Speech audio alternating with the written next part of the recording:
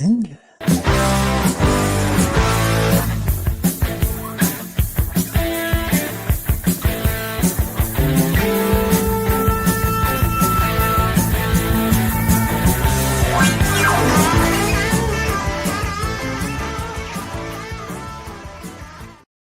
well, good evening, everybody. You are looking live from the downtown Mawa dining room studios of the Jimmy Palumbo Show, and of course, across the glass, your friend and mine, coming from downtown Dunellen Studios, or whatever he's calling them right now, which are the Stellar Studios.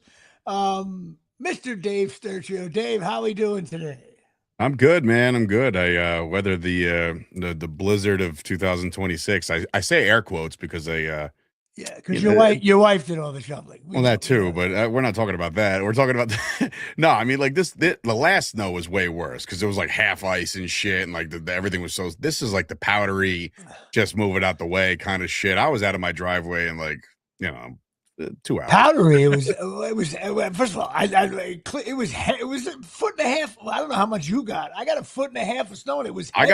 I got about 2 feet, and I was able to just kind of because I'm a little stronger than you, I would assume. But what are you doing shoveling? Aren't you in a condo? Don't they do that shit for you? I'm going to get to that later on in the show. You have no idea what I went through. Uh-huh. But of course, this is show number 257, and that means one name only, Byron Hunt. Byron Hunt, the football Giants, had a critical interception against the Cowboys in one of their games. I think it was the Joe Danello game. My brother's going to kill me. Yes, I think it was the Joe Danello game. No, it wasn't the Joe Danello game. It was another big game we won against the Cowboys. My brother will text me and say, you suck. I don't know the answer to that. But Byron Hunt, Corey Miller, and for Venditti driving off the road, we have John Scurapan. Nobody knows who that is except my cousin Joey, and my brother, and my cousin John. We also have your boy Kevin Burnett, another Cowboy. Solid linebacker. Yeah, solid linebacker. Then you got Tom Jackson, Mo Lewis, and of course you Yankee fans out there, Chad Green getting involved. Yes. And Steve Howe, who I think is dead. Wow, Steve Howe. Yeah, he was one of my first He was. I remember getting a baseball card of his. And I was like, wow, cool. It's a Yankee. I didn't even know who the fuck. It was 91. He made Artie Lang seem like a health nut. Then of course you got Juan Bonilla on the Yankees back in '87, and then of course you've got a sport I'm very fond of. The Cosmos Pele was number 57. Dude, not for nothing. You're gonna shit about this. I don't know if you've been paying attention to Mile 21 Media, but one of the better podcasts of the entire network now is Cosmos Country, which was launched about a month ago, I guess, or 2 months ago. And they're knee deep in Cosmos coverage. Now I say that okay, who gives a crap about the Cosmos? But they are an iconic franchise in the world because of Pele, not Pele. I thought it was Pele forever. And then all the interviews they've been doing, they're like Pele, and I'm like, who the fuck? But no, the cool part is that their opening game coming up on March 14th, going down at Hinchcliffe Stadium in Patterson. It's also a reunion night, meaning there was a beautiful cheerleader in 1979 and 80 and 81. Her name was Dee Sturcio. That is my mother. So they're bringing my mother back for a reunion dance. See that? So she's going to be performing and shit. And I'm just like, you got to be fucking There kidding me. is magic to the show number 257 here, Jay. Cosmos, I have watched a total of 13 seconds of Cosmo action. And I guess with the World Cup coming up, which I will watch the U.S. play, and that'll do it here. And also, for those of you into condiments, Heinz 57 Variety Day here. Just hit the Heinz, right? Hit the Heinz and the ketchup. Right, I'll also, me being the pretty much the model specimen for perfect health. I've never eaten ketchup on purpose in my life. I am rare. I will have. I hate it, actually. I will have it. No, I shouldn't say it. I will not reach for it, but I will have it a little bit on a burger. I will occasionally dip a fry in, but I don't even like fries with no, I'm not. And ketchup on eggs is 2 shots in the ball, game over. No. I didn't want to get into that argument, but I'm more of a mustard guy here, and ketchup on a hot dog. That's a very Rutgers move there. Telegraphing our new show coming in the fall. Sponsored by Heinz 57. But yes, show number 57. And of course, your friend and mine, the baseball card segment, my favorite part of the show. A lot of people hit the 10-second button now on their app, but that's okay. It is your Only friend and mine, Janine. Mr. Rob Nen. I do know Rob Nen. You do know Rob Nen. Now, Yeah. of course, Rob Nen here played 10 years from 93 to 2002. He's 56 years old today. His record was 45 and 42, 2.98 ERA. He was a closer for a lot of times, a righty, 314 saves. He played with Texas, Florida, and the San Francisco Giants. He made the playoffs 3 times, 97, got his ring with the Marlins. Of course, I do believe that's the one. That's not the one we looked. Yeah, the Yankees didn't lose to them in 97. Wait a minute. Marlins? Yeah, they did. The 96, that's Beckett, right. Beckett, I believe, was one of the pitchers and shit. Right, yeah, that was right. a Yes, rough one. They lost. That was awful. And we have now the weird thing about him is in the playoffs combined, he pitched 20 innings, gave up 20 hits and 8 walks. It looks like he got banged around, but he really got only banged around. A lot of the series he came in, he didn't give up any runs at all.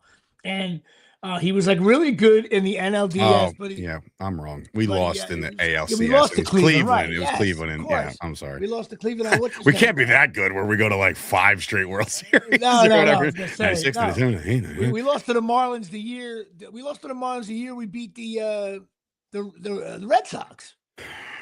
In 2003, we got smoked by them. No, that was Arizona, wasn't it? No. It was 2001.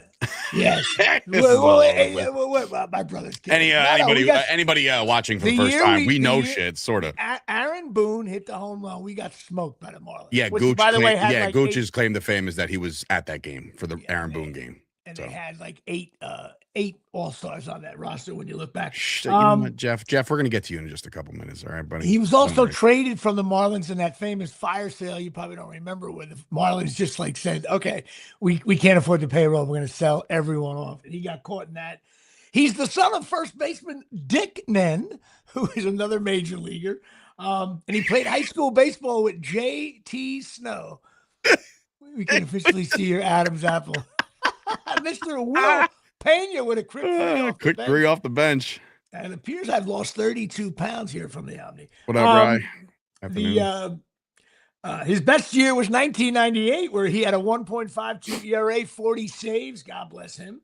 3-time All-Star. You know what he was famous for? You remember the toe tap? He was the first guy to do that. You remember? He did that little, as he was winding up, he tapped his toe on the mound. Do you remember that? I totally remember. I used to, when I was a pitcher, way back when, I used to not only had a decent windup, but on that, when you're when you're in the full set and you come to rotation, I used to not hop, but give myself a little spring. Yeah, that was my claim to fame. And everybody yelling balk while you do that. Exactly. What up, Chris? Kind of what he was famous for in Game 6, of which they lost, a World Series game. I read about this online, which I thought was pretty cool. His whole mechanics were awful, even though he played 10 years in the majors, and he knew it. But he couldn't pitch any of they tried to say, Luda, all the weight was on his shoulder. So he pitched in a game where he gave up a couple of runs that ended the series with his labrum was off. His rotator cuff was split in half. He never pitched again because he got 11 surgeries. He never came back. But some of the faithful for the Giants love him because he took the mound and his manager was like, you got it? He's like, I give everything I have, which wasn't enough. But anyway, ended up involved with the Giant organization. So that's it. Mr. Rob Nen here from the stadium. I got his card here. It says nothing funny on the back, and that'll do it. He lives in Florida now, and God bless America. Well, I'm going to Florida in 10 days, man. I might be going there as well, but more towards Easter. Bachelor party. Oh, boy. I'll be going to maybe Naples, Florida. But there is breaking news Ooh. here on the Jimmy Palumbo Show. Right. Breaking news. I Now, should get that. the reason why it's breaking news, because my mother was the oldest Patreon member at 86 years old. Had the lead as the elder statement, the Queen Elizabeth of the Jimmy Palumbo Patreon until Norma Willis Goff. Norma Willis Goff. No relation to Jared. Also known as Mimi. And for the subject of this show, we will call her Mimi Hogan, as Tyson Hogan's grandmother. That's amazing. Supposedly listened. Bang! Let's take a 1-point lead. She's not really a Hogan because she's Tyson Hogan's mother-in-law, but she is 93 years old. This is so pathetic. He texted me earlier saying, listen, my grandmother is all in. Oh, yeah, she's all in. No, he basically took her credit card from her wallet and said, like, I'm gonna go. What's the one thing I would buy? I don't know. I could do so much with this. Wait. Jimmy's Patreon. Think Mimi was a huge fan of Lawrence Taylor, and she felt that, it was 56 and there should be a 57. So she is the Byron Hunt of show number 57. Tyson's and the Hogans 57. For the win. Tyson's and the Hogans. Now, what it really does, though, Dave, here at Shea, if you're scoring at home, it's pay me. No, it puts the pressure on Daryl Clark. I mean, think about that. Now he's got a 93-year-old with a sky jam over everyone for the win. And I tell you, if you're Daryl Clark, I mean, you are looking at family members now. You are on 23andMe looking for a third cousin here at Shea. Now, she's 93 years old, but according to Tyson, she still attends Mardi Gras. She still works out, and she is in charge of a quilting group in her condo place. This is, I could, you know what? Honestly, when I went into this podcast, I said today, I was like, I can't wait to talk. And then all of a sudden, it was just, it's Senior Citizen Day. It's Senior Citizen Day. This is riveting shit, by the way, Jimmy. Listen, it's great podcasting. I mean, how many, how many, listen to me, and how many Patreon members does Joe Rogan have that are 93? Matter of fact, let's go to the videotape. I don't think there's any Patreon members. No. He's got, what's the word? Spotify to basically sponsor everything. I don't care. Name your best Patreon. If you're over, you got to be 94 for the. This is like, we're talking about Johnny Vandermeer here. In order to get the win, you got to be 94. And we don't even know Mimi's birthday. I could have a 94 year soon enough. Also, a shout out to Lisa Lupo, Cameron Clark, and Gracie Hogan. So it is Tyson's and the Hogans Day here at Shea. I'm starting to believe that only the Tysons and the Hogans are Patreon members at this point. Like, we got to start shouting out some new people, man. Jesus. Listen, I used to do it. You didn't want me to do it. I can yell. No. You used to roll off the 50 list, and you just kept going and going. The list got too long. I mean, I could yell out James Kanowitz or Rob Pastor, Kappa Sig here, Greg Albert, Michael Deege, and Jay Bird Michaud here, and Neil Goldhaber, who we were season tickets for the New York Knicks back in 1986. I thought you were going to say my accountant during my tax season. So we're going to get to that in a minute. And of course, being that Mimi is 93, she's always chasing miracles. It's time for shit your body needs. That's right, chasingmiracles.com. Go get the patches. Massive infomercial. The patches are wonderful here. There it is. Chasing miracles, shit your body needs.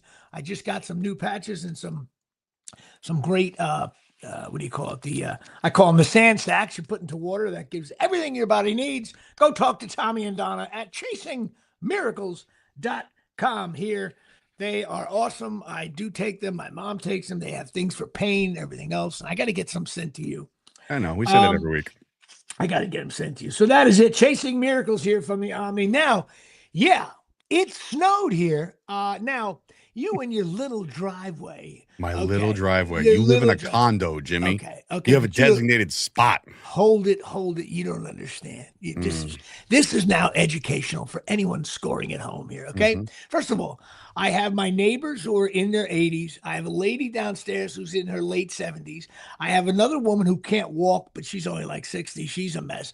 I have to go out and clear 6 cars. Okay. Then there's a game you play. Anybody living in a condo gets this. They pretty much tell you, yeah, we're going to shovel your spaces, but we don't know what we do.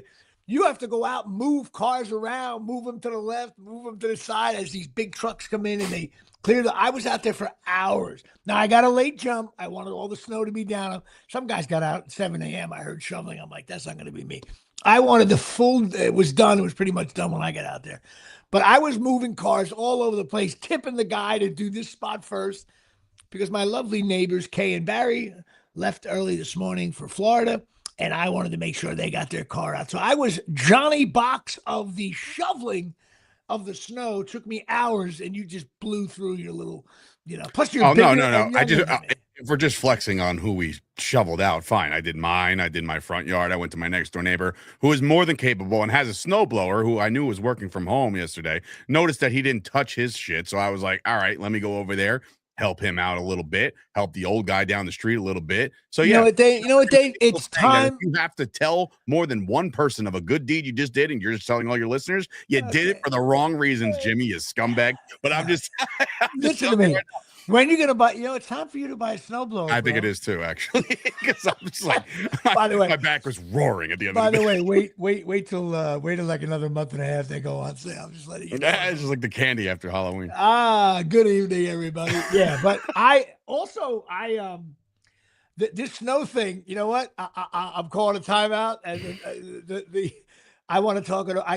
I'm so done with the snow now. Yeah, but all right. So I'm just done with it. I want saying the same thing as everybody else, and I'm like, not for nothing, but like the last couple of winters, we've been spoiled as shit. You know what? I don't. You know what it's like? It's like saying we won 3 championships in a row. We stink right now, and I'm like, everyone forgets that it didn't snow that much last year. I'm just. You know what it is?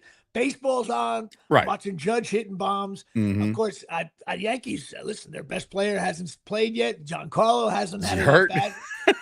No, he's just listen. You know what it is? Giancarlo's just too cool for the room. He's like, yeah, Aaron, big deal. You hit a home run off a guy who's playing Double-A ball this year. He waits. He just hangs out. And he'll hit bombs in the. Ronnie, we're gonna get flood warnings now because it's gonna be 51 on Saturday, and people are like, oh, I don't know what happened, and I'm like, I don't know. It was all the snow that melted. Hey, listen, I once when I lived in it, my last month in LA, I went whitewater rafting up at the Kern River, and it was a level 5, but nobody told me like what level 5 meant. It really means if you don't know what you're doing, you die in the water. That's what it meant. the best part was when the news, when the news comes on throughout the course of the week, they're like, we're tracking something here, and we're gonna see what happens.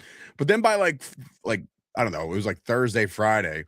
If you let me, I'll get into my weekend with the Great Wolf stuff. But like when we started to see what was about to like kind of formulate, they're like, I know it's not a made up word, so everybody just calm down. But then they're like, here comes a snow bomb cyclone for 3. And I'm like, what? I'm sorry, what was that? You're hearing words? Like, what is that? You Google it. It's like, oh, it's when a hurricane meets a snowstorm, and it just drops it all on you, and you're like, oh, fun. So first of all, but the way they do, listen, I'm convinced that people are so sick of politics that if there's a cloud formation, they're like, we're going to get 9 feet of snow. Everyone's going to die. And everybody just watches the Weather Channel. You get off of Fox News and CNN There was a fight. There was a fight over the weekend about, we were at dinner at Great Wolf.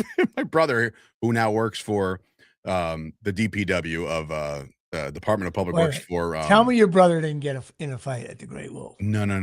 It was a fight between family because like it's there's a bunch of us, but like we're discussing like, hey, what time should we kind of hit the road on Sunday?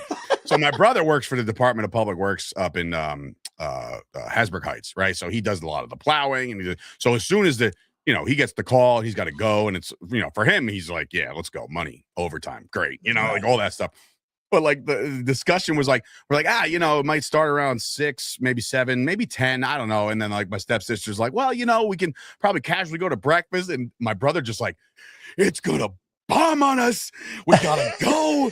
It's like as soon as that first, it's like he wants to catch the first flake. No, everybody. And like, he's like, he's not a weatherman by any stretch, but he's got a little bit of the inside plug because he's got maybe the better weather maps or whatever. But dude, you guys with what time to leave? He left the night before. He had to. Yeah, well, what time did you guys leave? Like 9, 10, right after checkout? I guess you got out of there. We got out of there. I believe we got in the car at like 8 o'clock or 7:45 or something like that. I was home by 9 in the morning. Oh, you guys are sick. Listen, it didn't do shit. It didn't do shit until 3, 4 o'clock. You have to. What? Dude, it started snowing up there at 6 o'clock in the morning, and I was like, all right, you know what? I'm not taking any fucking chances. Now you know what's annoying? Like, I'm coming there, Tyson. I'm coming to the Keys. How close you? Somebody just said, "Oh, we're only getting like 3 or 4 maybe on Thursday." I'm like, no. I don't want no Rusty Staub pinch hitter slapping a base hit when we just had 1.5 feet of snow. I don't want any more snow. It's spring baseball, softball. I'm signing up for the Mawa League again. Well, let's talk. We'll switch our sites here. And I made a terrible mistake on Sunday morning. I didn't realize, had I known people were going to some of these local bars to watch the hockey game, I would have went. I was up. I watched the whole game, literally like laying in my bed, just watching the game. Some of my buddies went to the local bar here, Brady's. I would have went to that. It was like packed. People were yelling and screaming. I would have went to that for sure. There's a couple bars that advertised that were like, we're opening up at 10 for the third period. I'm like, what the fuck? No, if you're gonna open up. Open up. Let's go.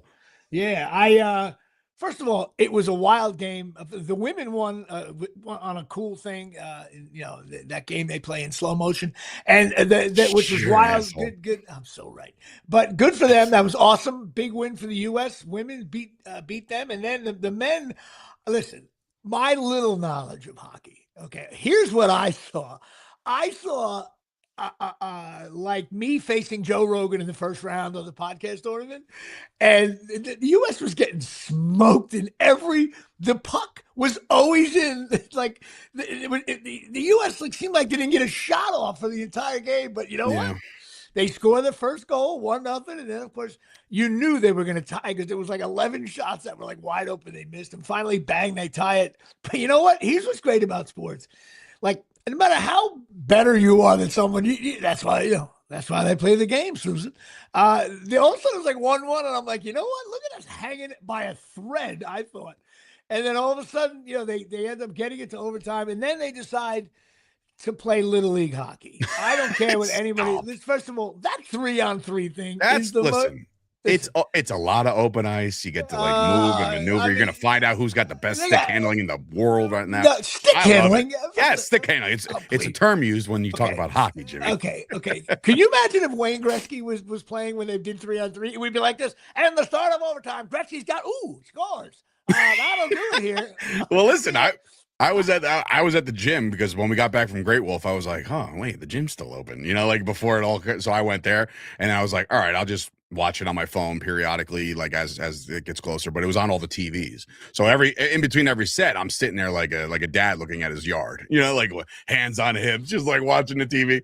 And then finally it gets to overtime, and man, like that feeling of watching this kid score that game-winning goal. I was on the Stairmaster, I almost fell off. And but the kid the guy who got the assist, not only did he reach out for the outlet pass, he like had a guy on him. He spun, and that was a perfect pass. A guy from Canada, a little late getting back over there, but it was a perfect pass. It was awesome, and like I said, I let out a yeeping "Let's fucking go" with my headphones on, so I don't know how loud it was, but everybody was kind of like stopped and like, "What's wrong with this guy over here?" It was. Like, listen, he just won the gold medal. I think it was something this country just needed, just a nice, good thing. Absolutely. And his you can't ask for a better post game interview. Yeah, he was so great. Proud and just happy, and everybody was fine. There's no drama there other than sadly the guy Gaudreau. Am I saying it right? The kid who got killed, who was part of that team. And it was great. They got the mother and father were there, the jersey. It was just absolutely great way to end the Olympics, of which I didn't watch. Did you hear? Oh, by the way, there's a sidebar story about the women's team. I don't know. Did you hear? on that women's team, it was and again, sometimes I'm like, all right, dude, just let, we don't have to narrow down everything. But there was a woman on the women's team, the first ever Black woman to ever win a gold cup gold medal in United States hockey history. Right. So like, she wanted her family out there so bad, but to go out to Milan and whatever, it's just so expensive. Bro, shout out to the Kelsey brothers. They donated 10 grand towards a GoFundMe and they shipped everybody out there and they were able to watch it live. Yeah, man. These are the stories you kind of like you forget about because everybody's just so warmed up or warped with all the bullshit. But like shout out to the Kelsey brothers who did themselves a favor because they're from the same town. So that's why it's awesome. I love hearing stuff like that. If I was ever loaded, I would do stuff like that. Sure, hell yeah. I think that stuff is great. So congratulations to the hockey team. God bless America. Now, I also did something last week, which is really cool. My buddy, Brian Shevlin, who is my college roommate, my buddy from high school, his family, he's Jewish. He has a crazy story about his uncle and his dad getting out of Poland in the Holocaust. And it was always a family story about literally some guy who was not Jewish, took like 200 people through the backwoods of Poland to get to safety. Jesus. And as a little part of the story goes, there was a baby in the group that was crying, probably had some kind of colic or something like that, crying unbelievably. And the elders said, we got to. Okay. Yeah. Don't say the word because we get kicked out. Because it was like there was another. They had to do something with the baby because it was going to jeopidize 200 of them. Can't just do the whole. No, they were. But this guy said, "Give me the baby. We're not doing that. I'll hold it." And this guy who was leading them through took control. Fuck the baby like a football and just football. And it was a great story. And so my buddy turned it into obviously it's anything with the Holocaust is a little bit of a downbeat thing, but they turned it into an upbeat story. There was a couple love affairs involved, and he turned it into a musical. Oh, cool. Which they did a stage reading. It was really cool for me because I was able to go in and sit like in the back of this little small space with about 100 people and watch these talented people sing and dance and act this thing out.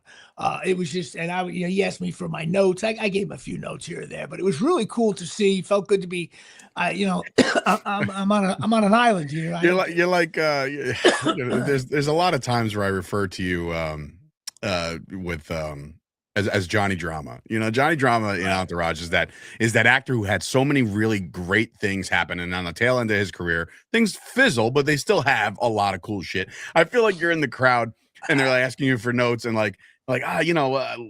little Johnny over there, he's not going to be able to make it, and you're like, well, I've dabbled in the acting. If you need anybody to fill in for a table, I since I knew the producers well enough, they did come up to me. But I will tell you one thing, and this is no disrespect to any of the cast. The 8-year-old boy in the show, he just scored about 41 points, 12 rebounds. That's awesome. I said to my buddy, I said, approximately, the best kid in the show was that 8-year-old. He goes, I know. This kid was awesome. And I wish Brian but now I do got to discuss something. Let's discuss the parking situation that occurred with me. Now, everybody knows there's these great parking apps like Spot Hero, and you go to the city and you sign up, you pick a spot and you prepay. It was going to be $22 for me at this place not too far away. And I go in and they park the car. I get to the show on time. Everything's good. I go to check out. I got my little QR code. I'm so happy. I've done this many times. Waltz through, 2 foul shots. Boom. Game over, right? The guy looks at me, and right away when you're dealing with a jerk-off parking garage guy, he just goes, yeah, it's not working. I'm like, all right, well, I prepaid. He goes, I don't know what to tell you. I'm like, well, all right, you guys deal with that later. I'm gonna get my fucking car. How about that? Get my car, right? He goes, yeah, we'll get it for you. I was like, oh, that's cool. I'll just, he's let me off. So he's like, he slides a little thing underneath. He's like 64. Get the. I looked at him. I said, for what? He goes, well, it's $64. Park the car. I said, no, I got the thing. He goes, it's not working. And I'm like, I'm like, it's not working. Well, what do you want me to do? He's like, I don't know. Either something on your phone's wrong or the company's got it wrong. I'm like, no, you got it wrong. I paid for this already. So I ended up. I'm going to make a prediction and say you paid it. I wasn't able to leave the building. Knock the fucking guy right in his head. Next thing you know, I'm like, okay. $64 plus the 22. I'm like, this is not. $64 But to so, park in New York and there's City. listen, anybody That knows. new mayor is a jerk off. Do There you something go. about it. My Well, listen, God. here's the worst part about it all. A lot of these apps are awesome in society. I get it. Sure. We all use them until there's a problem. Then you're dealing with some server in Tunisia that of someone who has no. I sent the email. I actually went to the help. Man, you were that guy. I was that guy. I literally said, Dear Mr. Hero. I was like, dear Mr. Spot Hero. I was like, all I did was take a photograph of the receipt. I sent it in, and then I get a thing that says, okay, some lady called me up. She had like a little bit of an Asian accent, I guess, and she was like, well, when did you arrive? I was like, well, that's on your app, but okay, I got there at 1:18, and when did you leave? I was like, well, that's on the app too. I'm like going through all the things. I'm like, I sent the receipt, I sent everything, and she was like, we're gonna have to verify all this. I'm like, I don't. I was like, what else do you need? It's on your site. I still have that $64 is shot in the ass. I'll never get any of that money back. Nope. It's still. But the guy's attitude, he was like really nice about it. Like he was just like, nah, man. Like I don't know, that doesn't work. Like I don't know what you want me to fucking do, but you're gonna pay me. There's no doubt some guy named Vinny who lives in Queens owns all of the parking lots. There's no doubt in my mind. There's nothing to do with but the best part is the next guy, right? The next guy who parks in that spot. We're like, I'm having problems with this app, and the guy goes, "Well, the last guy just basically paid for two, so you can park for free." And then, good to go. And I still tipped the guy who got the car. I only gave him $1. I was aggravated. It wasn't his fault. Anyway, I also had a big audition in the city last week. Which I mentioned last week on the show. And you know what? I got to be honest, or no? I didn't hear anything yet. It's for a new show. It's a big one though. It's from the people that the casting director casted me 7 times. But you know what it is? I do all my auditions from home up against a wall. It would be like if you had to go do a podcast right now at Sirius Radio. Okay, I know you're a pro. Technically, I guess I am too. But like all of a sudden, you're in a different room. You're in the. So I all of a sudden I did that for 30 years. It's an away game. It's an away game, and it's also dude. All of a sudden you're like, wait a minute, like I'm in front of the guy. There's a whole nother element to performing and nailing your lines and acting out the part and doing. And at first I was like, and I forgot, even though I wanted to thank this guy because he cast me 7 times, but I forgot. It's not that he's a jerk. He's a nice guy, but he's no nonsense. You walk in.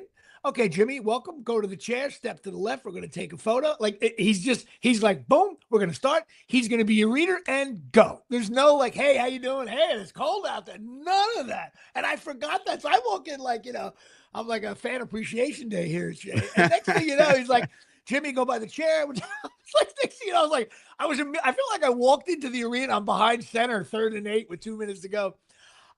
He gave me notes, which I adjusted to. And it just was, I'm like, man, I got to get back to learning how to do that, but you can't learn it again until you actually get in front. I didn't hear anything. I was hoping I'd hear by now, but maybe I took a slider away and bit the corner. But it was fun to get back into the city and see, other people in the hallway, a couple of guys I knew.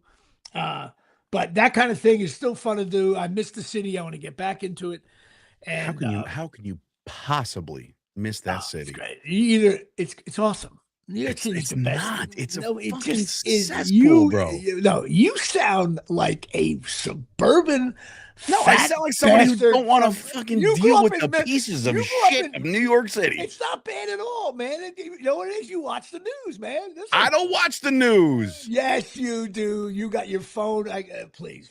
What the hell is he talking about? 8 viewers? Brother, you're on a different platform. By the way, we're streaming across like a bunch of shit, so you're not seeing the actual number. Who's Josh Diaz trying to throw a little haymaker? He's trying to basically say like nobody's watching, but no, I'm watching the real count up top, and we're live on Facebook, we're live on YouTube, we're live on LinkedIn, we're live on Twitter, we're live all over the. And listen, Josh. First of all, Josh, I was fat, and I did live in the in the suburbs most of my life, but I went into the city and I lived there for 5 years. I enjoy it. I think New York City gets a bad rap.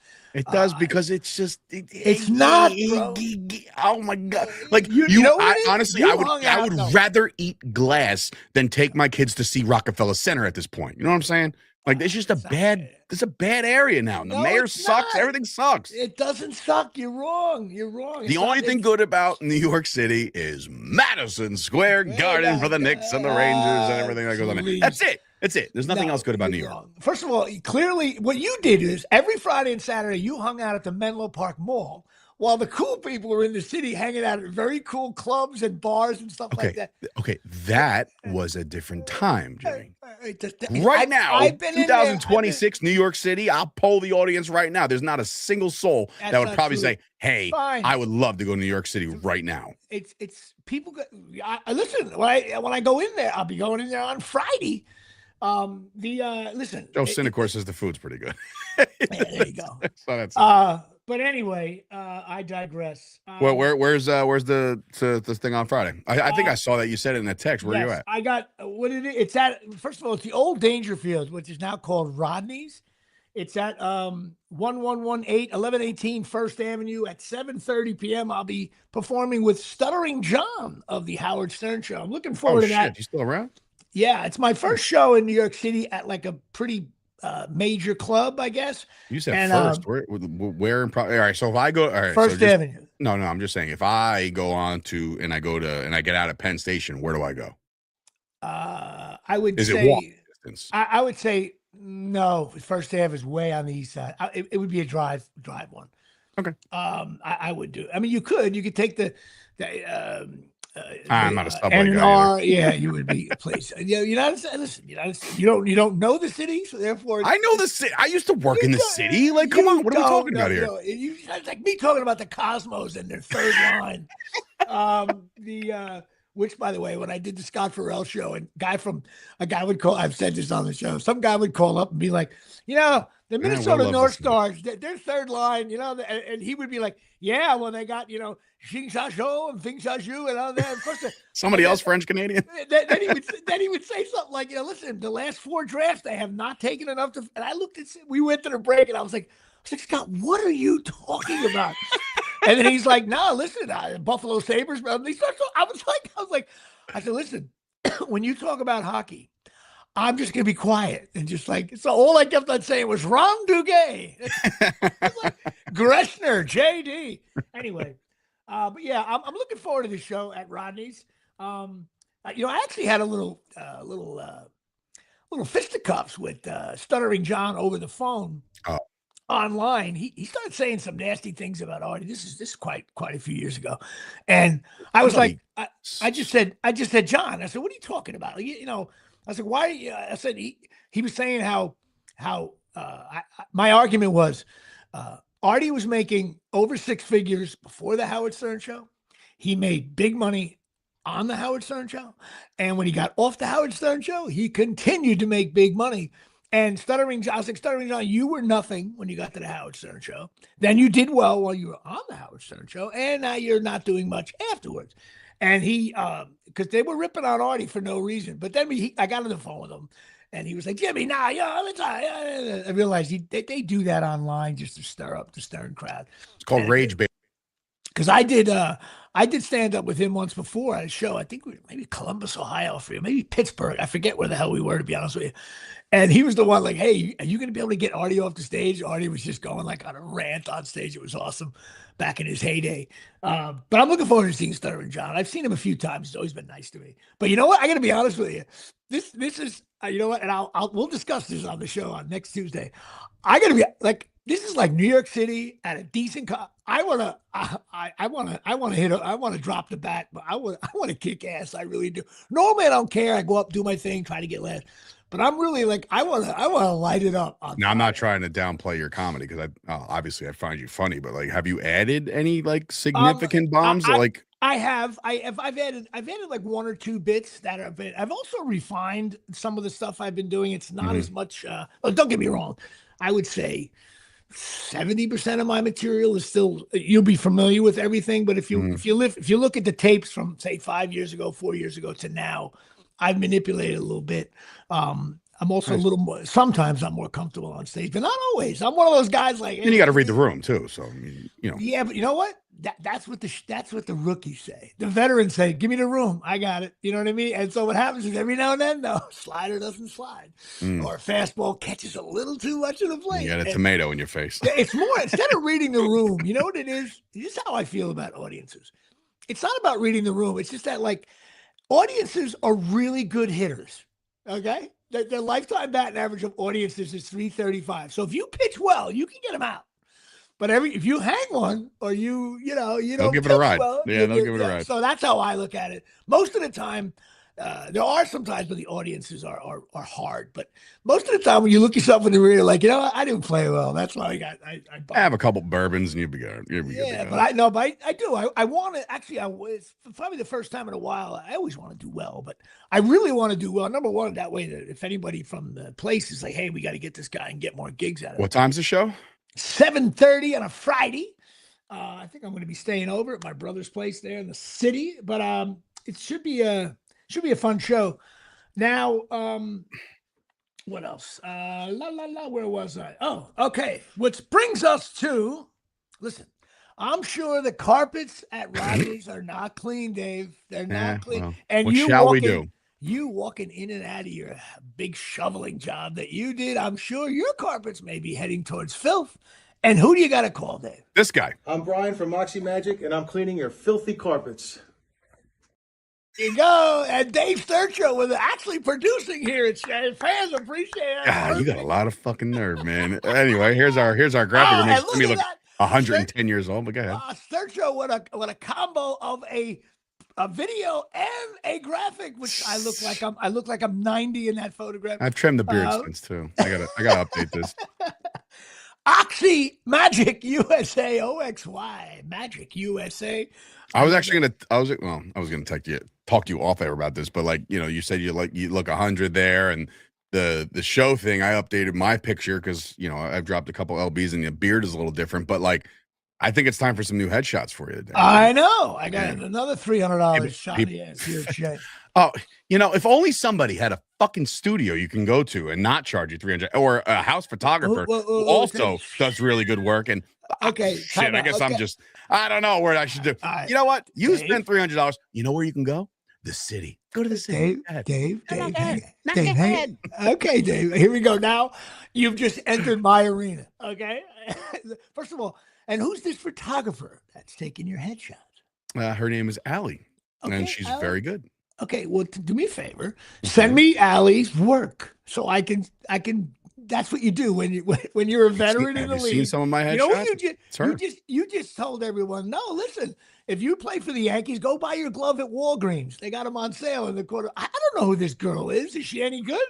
But you know what? Why would I promote her as the house photographer of Stellar 19 Studios if she sucked? How many actor headshots has she taken? That doesn't matter, Jimmy. Oh, Dave. She's done headshots. She's done people for their LinkedIn stuff. Well, you know what? I will. First of all, I didn't even realize you had someone there. So number one, and number two, you don't read any of my shit. I do, but I thought she did more of those corporate headshots that people get on their business card and stuff or for their LinkedIn shot. You know what? I will have Allie or give me Allie's number. I'll give her a call, ask her to see her stuff, and we'll go from there. And how much is she going to charge? It's funny. How much is she going to charge? Not fucking $300. That's for damn sure. She hasn't charged me a dime. So how about that? Oh, well, yeah, because you own the place. Well, that too. But if only I posted something like this that says Stellar 19 photography, headshots, everything, and advertise that. I did that, and Jimmy still doesn't pay attention. Maybe you're so self-involved. It's not even funny. You know what it is? I think I want your daughter Stella to take the photograph on her iPhone. Probably better than I could do it. On the iPhone that she'll have within 2 years. Oh my God, dude! Last night, Stella and Miles, knowing they have another snow day today, they're home downstairs playing and shit. But they're doing this. We want to build a fort. I said, go for it. We want to sleep in this fort. And I said, look, you don't have to be up, so it's like, whatever. You want to try it out, try it out. You're probably not gonna last 5 minutes, but whatever. So we're about to just let them do their thing. They build this fort, it's a little blanket or whatever. It's all, stacked up and whatever. But it's all done. And I said, hey, there's nothing in that fort, right? That we shouldn't know about, meaning like candy, food, water, anything. You're going to bed, right? Is that what? Yes, Dad. Yeah, okay. My wife comes downstairs, a whole she's carrying like 5 bottles of water, 2 bottles of Snapple, 3 candy bars, a Bella cheese thing, and one of their phones, their little play phones. Sons of bitches. I was like, you guys lied. And here's how you know I got a good kid. That beat up Stella so bad that she lied and got caught. She was a mess for like an hour. And I'm like, look, you guys are being sneaky. You're kids. It happens. I get it. But if we ask you if you have any paraphernalia or any kind of substances underneath it, just tell the truth. And we'll be like, hey, listen, you can't have this. You can't have this. You can't have this, whatever. But I say that all to say that my kid's great. I can't wait till Stella's 16 and see how that little thing is. Don't lie to me now, Stella. And they lie, right? They lie. I fear for the person that walks in here and says, hi, I'm here to pick up Stella for a date. It's like, but they also, it's adorable. Kids lie right to your face. Oh, right to my face. It happened last night. I was like, you're screwed. That's how it is. God. I still love. I miss that making forts. I used to make forts with Natalie with like chairs and blankets. And that's what they did. Chairs, blankets. Yeah. And every time I tried to make one like decent unit, but she always wanted to have like condos where it had to go way out. Like I'd be running for blankets. Where's my parking spot? And I was like way, and it had to curve around. And then of course when the kid can crawl through, but I can't. Then I'll be, Dad, you're hitting the blanket, and the thing would collapse. I'd have to do reparations on it. Oh my God. I missed that. Yeah, you do. And getting the flashlights in there. Yep. And then they say they're going to sleep. Did they sleep there? Because Natalie. No, they were lasted 20 minutes, and then she went upstairs to check on them, and they just from underneath you could see the glow of some kind of light, and we're like, what is that? They walk in, and they're on their phone. They're like, huh? They just caught deer in headlights. Eating cheese, like all sorts. I'm like, what the fuck? What happened to going to sleep? Like, yeah, we are going to go to sleep. Yeah, when? Tomorrow? Like, ugh. That's how you handle snow days here at Shea. But anyway, tomorrow, that's all I'm saying. Go to Oxy Magic, oxymagic.com. Check them out. 1 to 2 hours drying rate. They're in and out. Good people. Go talk to Tommy and Natalie DeMayo for that. Well, you know who died? Rudy, the actual player. When? Yesterday. He died 71 years old. Oh shit! So did the guy. Oh, that sucks. He was offside, but whatever. So he died. That's a great one. That's a great one. He died, and so did Keith. Not Keith Carradine. The kid from the guy from the Nerds. Yeah, Robert Carradine, who was like got royal. My dad would laugh. He does it all the time. He's got royalty in his family. The Carradines, or his father was an awesome actor, and brothers act, and Keith, and this and that and the other thing. It was ahead of its time, huh? Well, he had a great movie. How Hot Was the Blonde too? Oh my God! Whatever happened to her? She disappeared. It's probably on OnlyFans somewhere. But he also had some mental health issues. I don't know how he passed away, but he had some kind of a bipolar thing, and some of his kids are talking about that, which I didn't know. I wonder if the band Revenge of the Nerds, because the lead singer in that band, that Jersey band Revenge of the Nerds, that he used to almost Nerds. Remember the Nerds? You talk about the Nerds. Yeah, those guys are great. I've seen them. I saw them. Listen, back in the day, they were doing like, they were acting like nerds. But last time I saw them, they're like, they're just a great band now. You ever see the Amish Outlaws? You ever see the Amish Outlaws? Oh, they're great too. Oh my God, dude! Like, where do they come? First of all, where do you come up with these fucking names and gimmicks? Second of all, you guys are incredible at what you guys do. A couple times, I'm going back maybe 20 years ago. I went to the Osprey. What I was doing in there, I don't know. And it's probably 25 years ago. And there was some bands. I'm like, the guy was like spinning the microphone, and I'm like, this band stinks. But then you see the Amish Outlaws, you see the Nerds are completely at a different level. I came up with a band called the Benjamins, right? They were like, they had some original music, mostly a cover band, but like you could tell like the guy was like, good looking lead singer, and you're like, oh, this guy's clipping everything out there. You know what I mean? Like back in the day. Right. And now like you kind of, it's 2026 now. They were popular when I was 21. So that's like 20 years ago. All of a sudden, I got a text the other day from a buddy. He's like, "Hey, man, we're going here, and the Benjamins are going to be there." I said, "Wait, what? No." Like, you know what? Kidding me? Like, listen, no way. Let me tell you what happens with these bands. They have their heyday where they're making big money. They're busy Thursday, Fridays. And then what happens is they're all like, one guy's a postman, one guy who's an accountant somewhere. But you know what? Someone says, "Hey, do you want to work? You want to work 15 weekends of the year?" Everybody makes $1,000. Like, in other words, it's a gig for them. They get to, and also if they have kids and something, it's a night out for them. So I get it. I totally get it. There's another band, 90s Night, right? Bro. They are probably my favorite cover band going right 90s now. 9Ds, DEZ Night, right? And they cover, not only do they cover all the greatest hits of the 90s, in between sets, they play trivia, 90s trivia, they play video games. It is a whole shebang. They got a residency down at Martell's Tiki Bar every Tuesday. So I kind of sort of feel bad usually when Fight Factory goes in there and just like, "Hey, good luck having the crowd tonight. They're going to be watching some wrestling." I feel like a shithead, but like I would like for them to be on the beach with us and like play in between the matches. And like, we could probably work that out, but they're fucking awesome, dude. They're so good.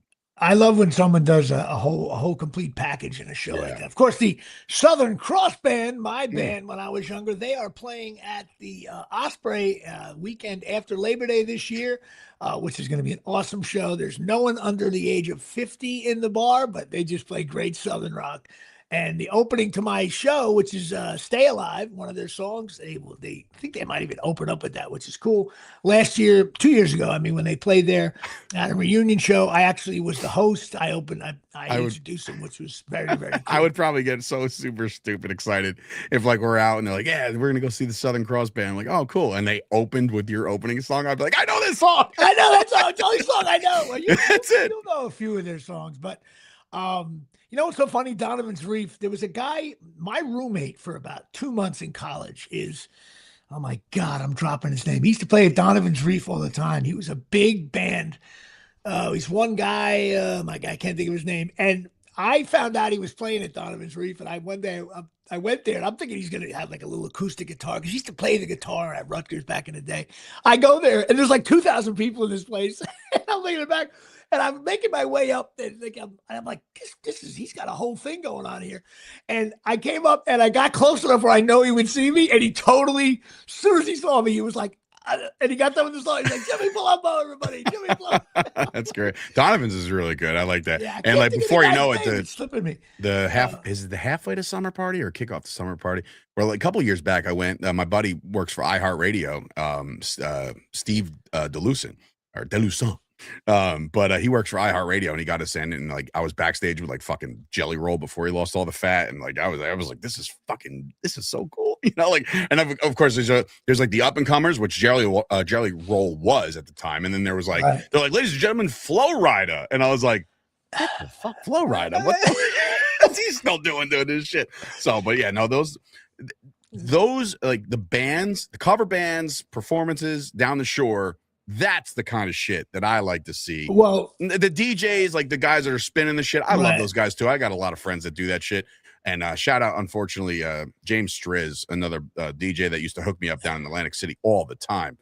He just passed away last week. Sorry to hear that. Yeah, he was a big shots guy, and he would hook me up all the time. But the DJs, they have their fun, and that's great. But there's nothing like a good cover band. Well, cover bands now, like the ones a friend of mine reps them. The ones that are they're called like regional bands. What they'll do is they'll do like a show in Maine, in Vermont, blah blah blah. Then they'll do a Florida run, a Texas run. But these bands are like, there's big money because all the old geezers like myself, I'll pay $20 to go into a bar. Sure. And some of the bands are like, there's two of them. They like Foreigner and Journey, of which I wasn't a huge fan of either one of those bands. But it's cool to like, you go there and they play all the songs you grew up with. And there's like a bunch of Allman Brothers cover bands that are awesome. And there's a bunch of there's just so many great cover ones that only do the Stones, or some that just do the Beatles. I'm only laughing. Obviously, if anybody doesn't know this, anything that Jimmy posts on a personal level on his social media is usually Jimmy, right? Anything like you just celebrated your parents' anniversary, like, the feel good shit is usually you and your daughter and all that stuff. Everything else, I'm usually posting like clips or whatever else. But sometimes when I have to log onto your Facebook, I don't touch anything because I'm like, I don't want to fucking know anything. But still, there was like a notification up top, something like you just like got accepted into like an Allman Brothers fan club or something. I know. I was like, what a fucking dork. That's so funny though. I was like, what do you mean? I was like, hey, your invite has been accepted. And I'm just like, well, first of all, shit. First of all, you know how some of those clubs, they want to make sure you're a fan and they ask like 3 questions. And usually, okay. These questions were like, on their 3rd album, what is the note on the 2nd song? Like, I was like, real. They were the most difficult questions. I was like, so when you got that notification, like, you've been approved, like, I got all those fucking questions. Yes, right. Absolutely. But yes, I did post something. February 20th was a big day in my life because my parents' anniversary. I think they would have been married 66 years now. My dad's no longer here. R.I.P. Miss you, Dad. Also, my grandmother, Nanny, was born on February 20th as well. So we used to always go out to dinner with my grandmother and my parents on their anniversary. And this year I couldn't make it. But also my roommate, I don't know if I talk about my roommate, L.A. I'm going to take a few seconds here to talk about this. Henry Pollack, who was on the show Webster. Those of you scoring at home, he played Jerry on the show. He was the mother's secretary, and he was on the show the entire time. He told me all the inside scoop. People don't know that the original show Webster, which you remember that show, right? Webster was on syndication for a long time. But in the beginning, the show had nothing to do with him. He was just the adopted son. But when they shot the pilot and that little kid went on stage, the audience went nuts, and ABC and Paramount was like, the show's Webster. And the adults, Alex Karras and his wife, who were married, they were like beside themselves because the show was supposed to be about a couple and a loving couple, all these different things. They were like, no, it's about the kid now. But yet they were attached to the money. So the show was a hit. They made billions of dollars, but they were really bitter for the first 2 or 3 seasons until all that money. That sucks, huh? Yeah, but my my heart bleeds for you. Matter of fact, it's actually now when Henry passed away, he was always bummed because there was a business dispute and it wasn't on any of the streaming services, which would have given him money, which he needed. But now it's on like Hulu and Pluto TV again, and I hope that Henry's estate. Matter of fact, I'm going to look into that to make sure he's getting his money to his family. But he was telling me all the crazy things, how much like it was in the 80s, late 70s, 80s, cocaine on the set and stuff like that. People were getting high as a kite. And but Henry, I got to tell Henry, I could tell this story. So when I first started going to LA, I stayed like in a hotel for a couple of days and this, that, and the other thing. And I was out there for pilot season and I was starting to get hot there because I was on a show. It's called Live on Tape, which was on NBC, which I've talked about. And I ended up rooming with a guy my buddy Bob Stewart, who's a great guy, but he didn't have much money. He was living in a renovated garage that he actually renovated with insulation. We didn't even have an oven. We had like a hot plate and he put a shower in, and I slept like on one of those rafts, like with a sheet over it. It was rough, but you know what? He only charged me a few bucks, very few dollars. And he wanted the company, and I went out there and I rented a car. I'd be out there for 3 months. And I ended up, from there, he ended up moving to different spots. And I ended up rooming with this, another girl who I ran into, a friend of Artie's, and she's like, Jimmy, I'd love to have a roommate. I'm having trouble paying my rent. Next thing you know, I'm living in this beautiful house in a hot area now, but it wasn't so hot back then, but it was a nice house. And we were living like a married couple. Still the funniest thing, Carolina, that was her name. We were like a married couple, but she was a writer and this, that, and the other thing. But then I met this guy at an acting class here in New York with me and Deej went. His name was Henry Pollack. And he announced, listen, if anybody's coming out to LA, I have a condo and I'm renting a room. Now, Henry was gay, okay, but he was a really nice guy, and he got a kick out of... As if that's going to affect his kindness. No. He's a really nice He's guy. Gay, but he was a kind gay. Well, I'll be honest with you. I wasn't exactly, living in the Middlesex County, which is like, it was Nowhereville. And I was like, but the price was like really good. And first of all, I think he Deej was all in cut and shaped. I think he was in love with Deej, but so I was like, well, It was before Orange Theory Fitness. Before Deej was always Deej either got really heavy or really got ripped. I can't wait till Deej gets fat again. Alphonse from Beer League. So I ended up, but I took him on, and it was like his rent was. And I got there, and it was this beautiful condo from the 70s, but it had been a little long in the tooth. His career was a little bit like, a little bit on the downside at this point. But I moved in, he was like, he had all these rules, like can't do this, can't do that, can't do that. But the rent was like $600 a month. And it was, in the beginning, I was like, I got to admit, I was like, I'm moving in, I'm living with a gay guy. Like, then I realized that went out the window. I got to meet all of his friends. And it turns out in California, everybody's gay. So it doesn't matter. Well, listen, I've told this story on the air. We went out for a brunch after church. So you know, okay. And exactly. What straight guy goes to brunch? Go ahead. No, there was a table of 20 guys. Okay. At this place in LA. We get there and I got introduced. They didn't know who I was.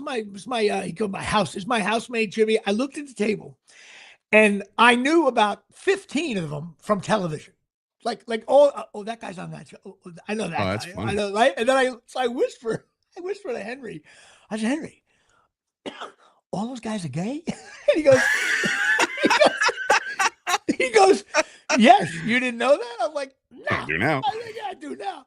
So then, of course, he announces, just want to let you know, Jimmy plays for the other team. Oh, my Not God. our team. So I got to know really a bunch of really awesome people that way. Just a really good class of gays. Well, They're very good people. No, listen, I learned, I didn't know. You learn when it's like, listen, I've always said any kind of prejudice you have, racist, sexist, you only learn from experiencing it. That's how you learn. Of course. And I got to, we actually, in the beginning, like, I was a little bit like, all right, I'm not going to get in this guy's way. He's let me rent. I had my own room and own bathroom, which was cool. But we ended up having such a great friendship. I can't even tell you. There was he was so helpful to me. He was an acting coach, so he helped me with auditions. He also, when I tell this to people, even my nephews out there, when you live in LA and you're in like an apartment with like 4 actors, it's mayhem, bro. It's either alcohol, drugs, the pressure of auditions and trying to read the script. Yeah, it's like a shore house. And I partied in some of those houses, and some of them are filthy and dirty, and people don't have money, and it's loud, and they don't have couches set up right, And then I was able to party, and I did party quite a lot in LA. But when I got home, man, I had my own parking spot in a garage. I had a washer and dryer I could use. It was quiet. It was such an oasis. And in the beginning, I was like, I won't be able to have friends over here, but I actually loved it because I just escaped back to the cave. And Henry would, I'd make dinner for him. He made dinner for me. He brought me to plays that I didn't know about. He introduced me to people that, some major voiceover people that were major talent that I never would have met out in LA, instead of the crazy guys that I still hang, like Pat Volkamer and Johnny Kelly and all those guys, which I dearly love them. But he introduced me to a whole nother side of it. He also knew a lot about LA, this, that, and the other thing. And he also was a good, when you're living out in LA and you're striking out, man, with auditions, LA's a nasty place to be because it's very isolated. You're in your car. And he was very good at, like, hey, he used to say, there. I'd come home screaming, I didn't get I lost out. I missed the audition because they didn't get me the sides and all that stuff. And he was a very calming influence. And sadly, I ended up moving back here. He, before I left, he did get cancer, and he was kind of beating it. And he was doing well with it, but cancer sometimes just goes 9 innings, and he really suffered at the end. I felt so bad because I had a daughter here. I couldn't really be out there for him. I would have moved back for 6 months to help him out, but his family helped him out. They had to move him out of the condo and everything. And I'm good friends now with his sister Luann, who I keep in touch with. And he's been gone almost 10 years now. But that's a good story, though. Like, you never actually know, like, what these, anybody possesses behind the scenes. You're like, all of a sudden, no, you wouldn't. How do you know these people? You know what I mean? Like, when he told me he's the guy from Webster, I was like, oh my God, that is the guy from Webster. And then, he had something really cool, though. And I hope the family did. He had every script from every episode of Webster in a bound thing. I always thought, like, that's some cool. Some collector of. So what I did was I saved like 10 scripts that I had. One of them was the original Friends. I have a couple of my That's Law and Orders. Wait, you have the script of that? Yeah, full script. That's really cool. Back then, it wasn't online. You got a full bound script delivered to your house, Wow. no matter where you were staying. I also have, friends. People, not for nothing. If you ever fall on hard times, people would pay top dollar. Oh, well, that's the thing. I wish I would have got it signed by some. One of them I got somebody. I don't even think some people, if they think Jennifer Aniston even sniffed it, they're like, listen, oh my God, I need that. The coolest thing I have from my LA sojourns is the original draft script of Desperate Housewives, the pilot. Oh shit! I've told that story. I was playing tennis with a guy, and he was like this chubby guy, and we started BSing, and all of a sudden he's like, "Yeah, I'm a writer," and he goes, "Yeah, I'm working on this pilot," and he handed it to me, and the title said "Desperate Housewives," and for some reason, that's a cool title, like a Desperate Housewife. I was like, dude, love the title. I read it, and I actually loved it, but there was a role. I've said this on the role of this plumber, who all the ladies love him because he's always helping them out, and he was very blue collar. And I'm like, you know what? I could totally nail this role. And he said, if it goes to, it went next, ABC, big deal. He made millions and millions of dollars. That show was big. Was big. He said, I'd get you an audition. He did. I read for the pilot for the role of, I think it's Mike, the plumber. And I didn't get it. And he sent me a very funny email. Jimmy, we loved you. I promise if it goes to series, I will bring you back in. We went in a different direction with the plumber, right? So I'm thinking, maybe they went like, a different color or something. The opening scene is this guy jumping out of a pool, all ripped up. And I'm like, Jimmy, here, as blunt as we possibly can, you're too fat for this role. Too fat. I looked like the ball boy for the Knicks. I was like, but he said he'd bring me in, and then I did it. I still think one of the funniest scenes ever in Desperate Housewives when I get chased by what's her name, Terry Hatcher. And the girl looks like she's having oral sex with me, and then Terry Hatcher opens the door and realizes it's not who she thought it was. By the way, everybody, this is international sign for oral sex. He was like, "Oh, I'm like, "Oh, didn't know." I got it. You could have just said it, but yeah, that's fine. It's Lent. But the best that I did not give up receiving for Lent. By the way, my line in that thing was the woman who is pleasuring me says, "Is that your wife?" And I say, if that was my wife, because Terry Hatcher was hot, I look at her, I go, if that was my wife, you think I'd be here with you? That was derogatory too. I lied. Oh my God. I remember that. On my, it's up on my website, jimmypalumbo.com. Check out that scene. But I do miss Henry, February 20th, and he was just a good friend. Last few things here. We did some college visits. Been to Sacred Heart in Fairfield over the weekend, and we're going to be going to Quinnipiac. I don't even know how to say it. Quinnipiac, and Natalie's choosing. Looks like it's Providence, Sacred Heart, and Fairfield, all in the mix. I'm currently doing my taxes, which means I want to hang somebody. There's nothing worse when you have an off year doing your taxes, and it's like I felt like Sigourney Weaver in Alien. I'm like, I'm going through. Of course, you didn't send me your receipt. First of all, you sent me the email last night at 11:15 at night. I'm sure you were 2 bourbons in, and I'm like, nah, hold on, I'll get it to you. I was in the throes. I got an idea what it is anyway. I just need a piece of paper in case I get audited. I was going to say you could probably do some. I do my taxes so honest, it's ridiculous. Oh, dude, my business partner Chris Payne, who is a now retired NYPD officer. I told him, I was like, hey, listen, our accountant, really good, straight, right down to the make sure he gets everything, blah blah blah. But he's like, he's so mad we didn't use his guy last year or his guy from last year. I was like, why do you want to use that guy so much? He's like, I can write off pretty much everything. Right. Like, yeah, I know. But then you want to be on the up and up. You don't want to be too much of a douchebag. I know some people that are like right off every step they take. Dude, a friend of mine did that for years. Like she claimed 45 kids, like just everything. She goes, "Oh, Jimmy," and then next I talked to her, she goes, "Well, I got audited." I'm like, I know, when they found out you don't have 15 kids, right? She's going, but you know what she told me? She goes, "Yeah, I paid a fine, blah blah, but if you add up all the years that I beat them, the fine was." I'm like, still up. Listen, my father, God rest his soul, he ran his company so honest, it's crazy. Anyway, don't forget Absolute Eyewear. Getting involved here, 42 Main Street, Woodbridge, New Jersey, 732-326-EYES. I was about to jump all over it. What are the numbers? 3937. Dave Sturcho. Oh, did I nail that? That was a delayed. Knicks take a 1-point lead. Heard the read over and over again. You would think you'd get it. 732-326-3937. Craig and Janine, opticians, go there, full service. I have trouble with that word, optician. They got everything there. Charles Oakley's there cleaning up. And you can do anything you want. Just say Dave Sturcio, Palumbo, Chop Sports, Stellar Studios, Miles Davis, whatever you want to say there. I know Dave's not allowed to say Chop Studios anymore. I mean, first of all, I'm allowed to do anything. It's still like I'm just saying. Oh, here comes the lawsuit. No, I changed things. No. I know. I paid for a lot of this. I paid for a lot of the cool, fun shit over the weekend with my Stellar 19 Stellar Studios. 19 getting involved. Which we didn't even get to. Well, you know what? I was going to talk about Seven Kingdoms, but I won't. All right, give me a quick Well, first of all, somebody told me about Seven Kingdoms. They're like, oh, you got to watch this. It's amazing. And I'm like, do I have to know everything about everything else? Not at all. Said, no. So I was like, maybe I'll give it a shot. But it's Game of Thrones light, but it's a different kind of show. Yeah, I'm in on Animal Kingdom still, which is. Are you? So you never watched Game of Thrones, huh? I did, but like I didn't like I wasn't like religious, and then I would stop, and then I would try to pick it up, and it was just like I don't know, I just never did it for me. I think you should. Which is surprising me because like I say you like should.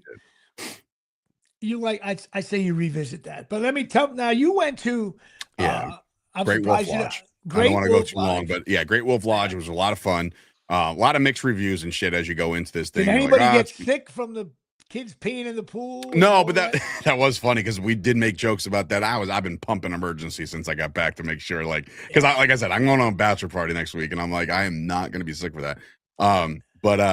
Yeah, no, it was fun. Like my dad and bonus mom Barry, they treated us for Christmas. They brought me, which was funny because my sister-in-law made a joke. She's like, hey, I really appreciate you putting out that post on Facebook saying that like you're going to the Great Wolf Lodge, or, your brother and everybody. And basically what I did was I made an announcement that nobody would be home anywhere. So she was like, hey, thanks for doing that. And I was like, oh, come on. Nobody knows the codes to the house. I'll put that in the comments. No, but it was a great time. All the kids had a ball. Like you sent some of your photos on. I haven't been on a water slide in like 25 years, maybe longer. Yeah, and the guy who designed the water slide definitely was like, "Hey, wait a minute, look at this bastard going up there." So ready? All right, this is the one story I'll say. It was the first slide that me and Stella went on together.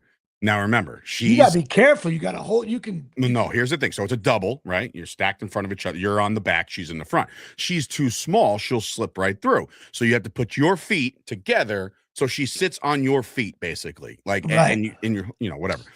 So we go down the first slide. Now, mind you, Stella's a thrill seeker. She's scared of nothing. So I'm like, all right, this is going to be fun. The speed picks up a little bit as we go down. Like, oh, shit, what the fuck? So now I'm holding on to the things, like the rails, and so is she, right? Like her own respective rails, the handles.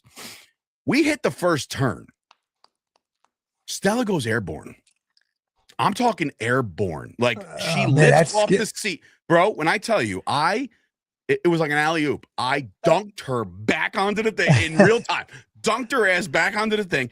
And I'm like, now the rest of the ride, I'm holding onto her shoulder and holding on to I'm like, but she's like, and she's yelling, this is the greatest day of my life. And I'm like, yep. And like, when we got off the slide, we had to explain what we just went. You just did. Right.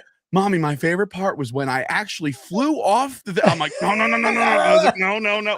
But no, it was such a great time. It's just a really good experience with the kids, like dance parties and shit, and everybody had a good time. How fast did they fall asleep at the end of the night? It was glorious. I've never seen anything like it. Dude, you know what the worst part is? Fucking the stairs you gotta climb. I'm like, and I got the thing on my back. I'm like, oh my God.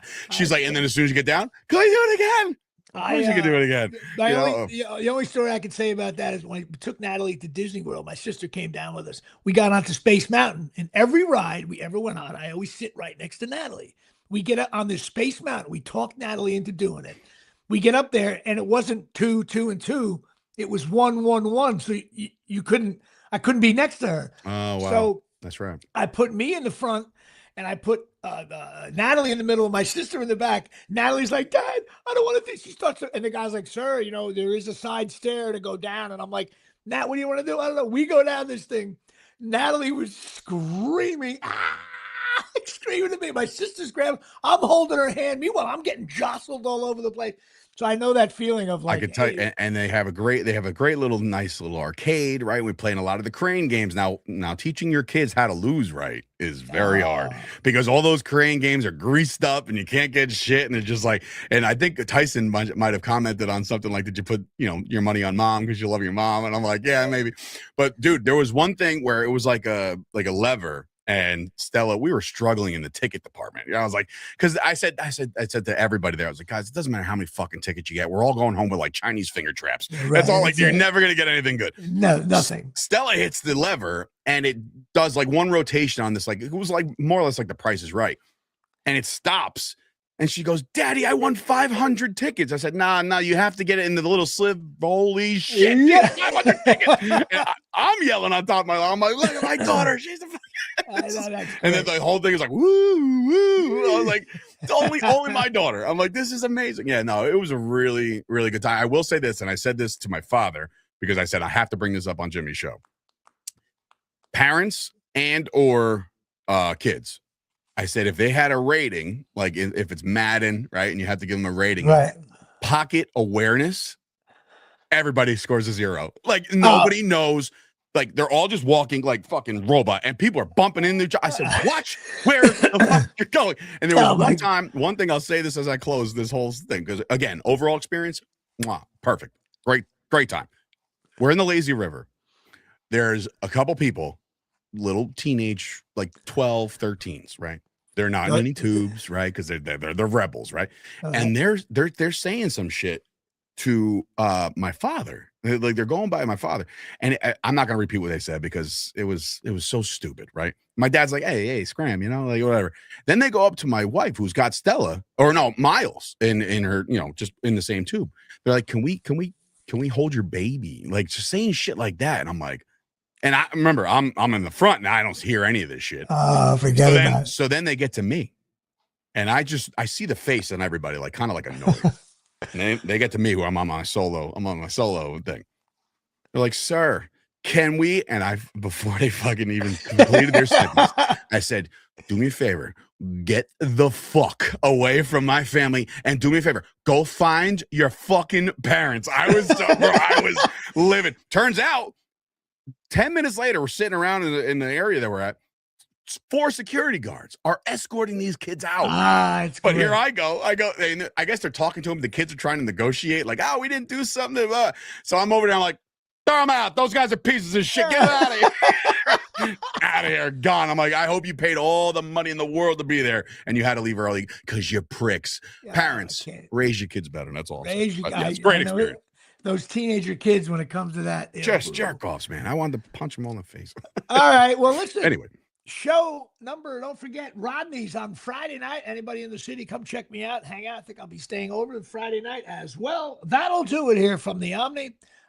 Good show. Little, not much sports, I guess. There's nothing going on. Some of these people that understand it, they're okay with it. That's it. And a big shout out to Mimi Goff, a.k.a. Mimi Tyson's and the Hoogans, for number 57 on the Patreon. Thank you for your contributions to my bank account. Good night, everybody. We will see you next week.